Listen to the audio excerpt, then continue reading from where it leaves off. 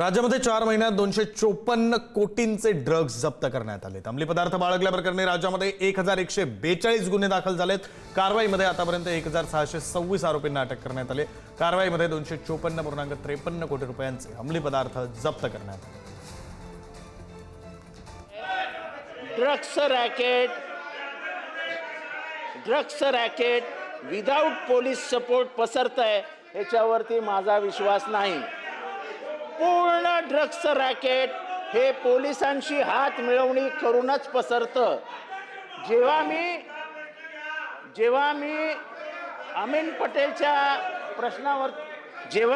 पटेलच्या प्रश्नावरती बोललो, साहेब senior officer म्हणजे police स्टेशनचा सीनियर इन्स्पेक्टर याला जोपर्यंत तुम्ही जबाबदार धरत नाही याच्यात काही होऊ शकत नाही। ज्या पोलीस स्टेशनमध्ये वारंवार अशा प्रकारच्या घटना घडत असतील तिथल्या PI वर कारवाई ही केली जाईल।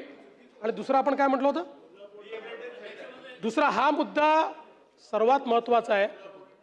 रिहॅबिलिटेशन सेंटर हे केल्याशिवाय आपण आपले जे तरुण आहेत यातनं बाहेर काढू शकत नाही।